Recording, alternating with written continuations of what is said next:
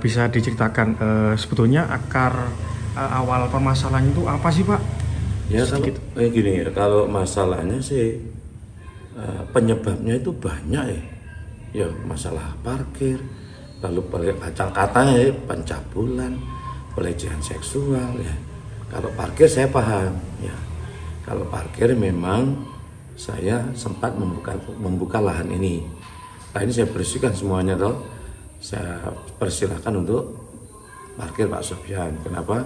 Karena lahan parkir yang sebelah barat itu milik orang Bali kan, ditawarkan kepada saya untuk saya beli.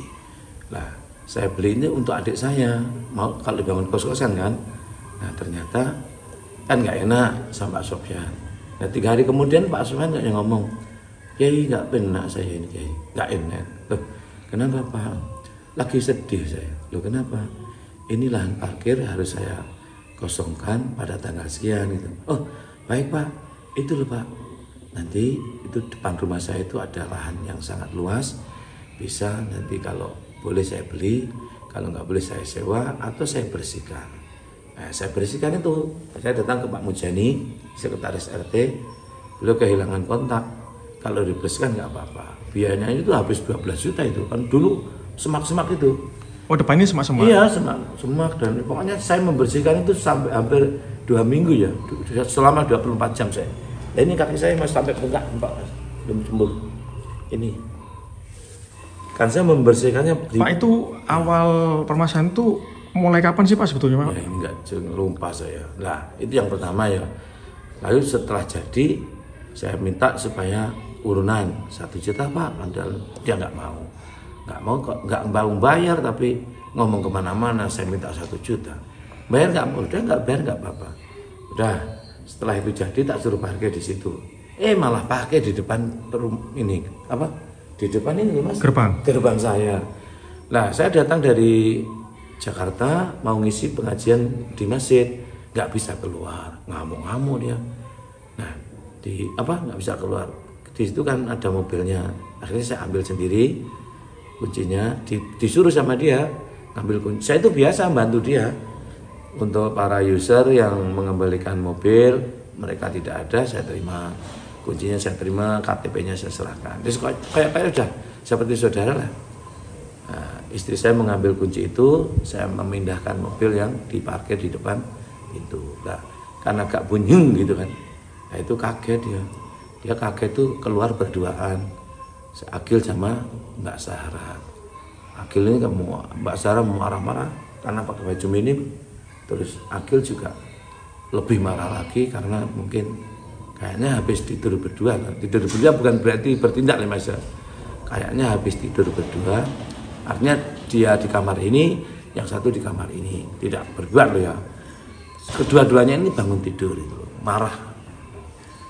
Tidur Pak, bukan menidur ya gitu. Bapak selanjutnya setelah awal permasalahan terkait parkir, kemudian apa sih yang menyebabkan sampai akhirnya terjadi perseteruan yang sempat viral kemana-mana ya, ini kenapa ini Pak? Intinya itu kayaknya sih kalau menurut mantan istri saya ya, ibunya ya Hajah Husnul Haidara itu karena ini Mbak Sahara itu kan datang ke sana ke pondok. Kesimpulannya Mbak Sahara ini menginginkan saya nikahi gitu loh. Sementara saya menolak gitu.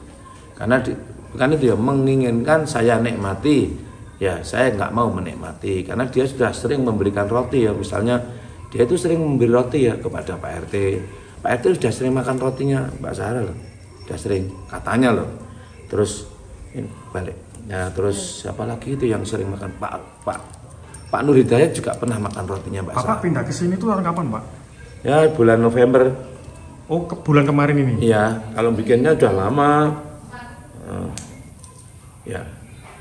Bapak terus update terbaru ini Pak terkait yang terbaru juga... kami sudah saling memaafkan.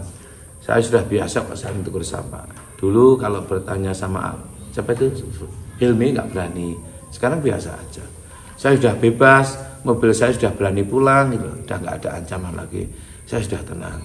Dan mereka juga sudah parkir yang tidak mengganggu kami sudah bisa keluar masuk. Dulu di depan ini pagar saya itu ada kandang kambing Mas.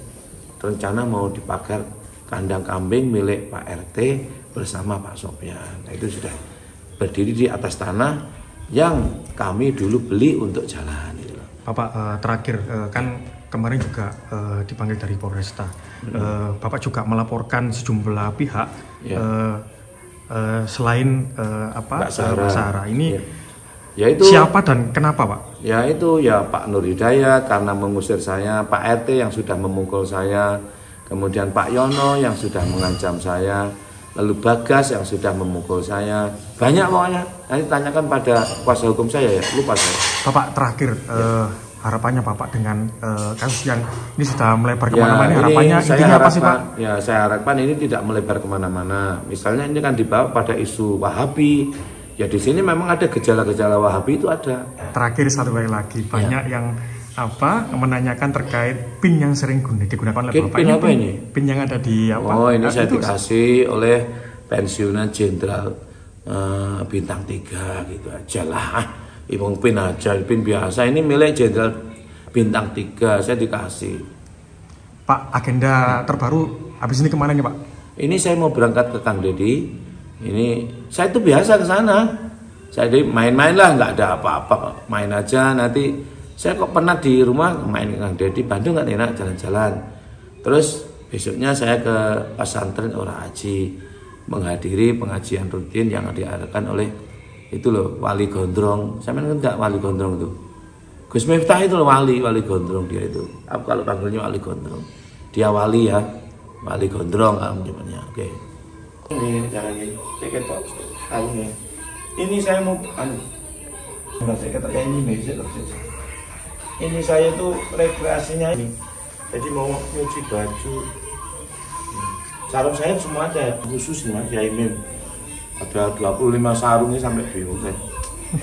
Download Tribun X sekarang. Menghadirkan lokal menjadi Indonesia.